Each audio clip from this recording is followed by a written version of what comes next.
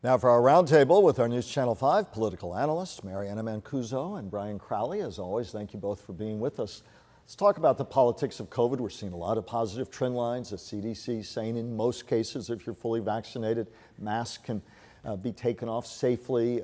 We're seeing good things right now. We're not out of the woods yet. You can't say that, but certainly we're a long way from where we were. The politics of COVID, such a bruising time for this country and the world. And the political conversation's been intertwined with COVID. As we move forward, how will COVID help redefine this conversation going forward? We've talked about it before, Brian, but at this perspective in time and place, what are your thoughts as we move on, start looking to 2022 and beyond as part of the political public conversation? Well, the more I've thought about it, the more I think it really hasn't redefined anything. What it did was solidify the idea that if you're a hardcore Trump supporter, masks and vaccines are bad things for many of them.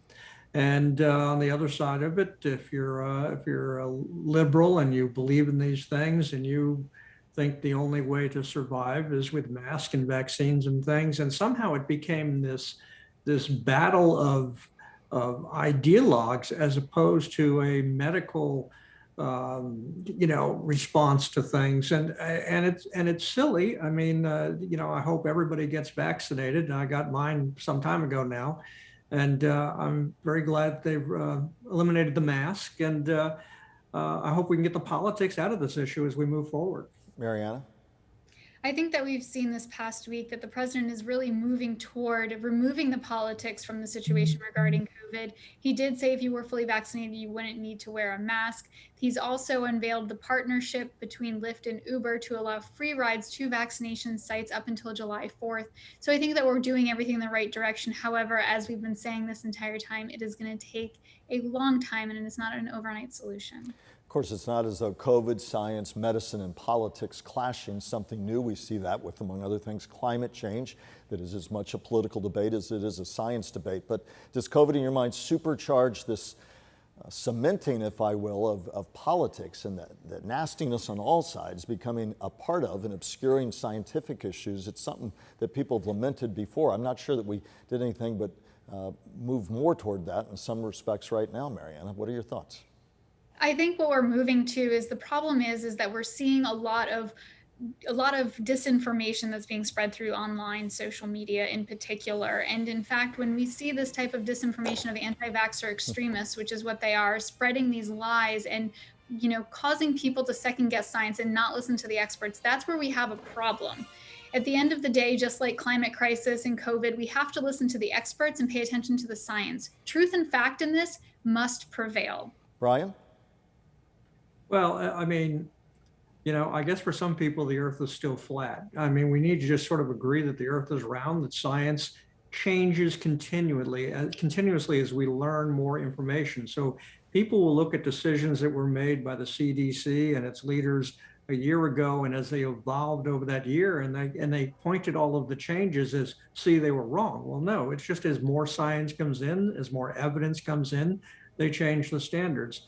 Hopefully, as we move forward, we'll put all of this behind us. We're reminded yet again over the last week that the political world, Republican-wise, revolves around Mar-a-Lago. Liz Cheney ousted from House leadership in favor of Elise Stefanik, who had a moderate voting record, but in the last year or so became an ardent supporter of now former President Trump, who applauded her elevation to leadership. She has advanced, her critics argue, many of his false claims about election fraud. Those same critics say that seems to be the absolute bare minimum calling card if you're going to win his favor to continue to contest the 2020 elections. So what's happening right down the street will continue to define what happens statewide and nationally going forward.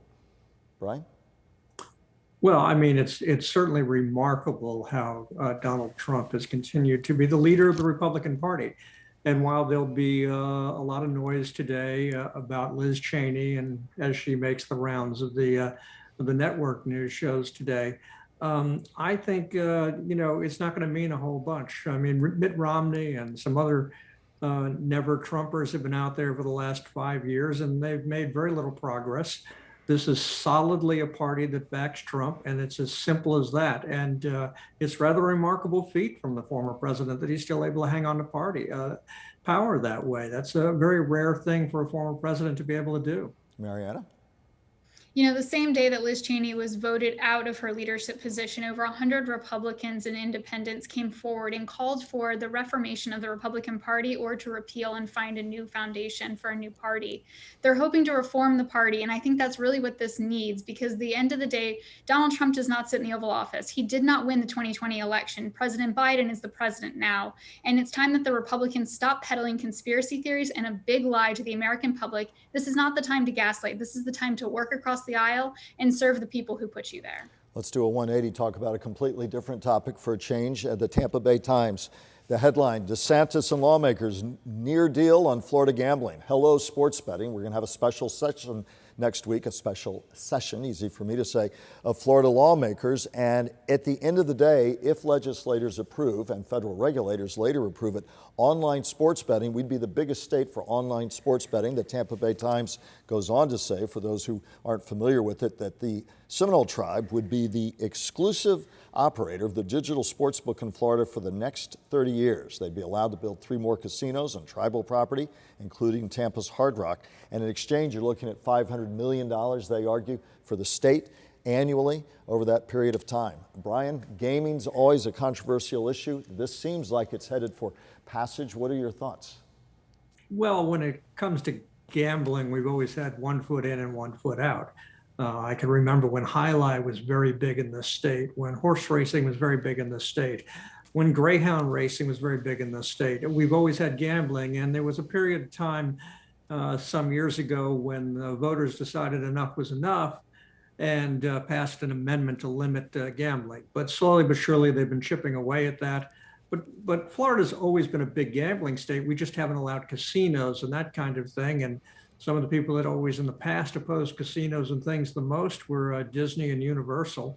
I think they're afraid some of their customers will leave the parks earlier so they can go gamble. But you know, there's just no stopping it, and it's just the wave of the future. Final thoughts, Mary Anna, on that topic or anything else top of mind as we head to break here? I think the question that really is going to have to be grappled with in this session is the constitutionality of this. In 2018, the voters passed a constitutional amendment that says any expansion of casino gambling must be put as an amendment on the ballot, and the voters had an opportunity to vote for it. Conversely, if this actually does take effect, this can bring a lot of economic interest to the Sunshine State, as well as over 2,000 jobs, which is something we really need right now. So it's going to be interesting to see how this plays out, and I'll be paying attention in the session next week. Mary Anna, Brian, as always, thanks for perspective.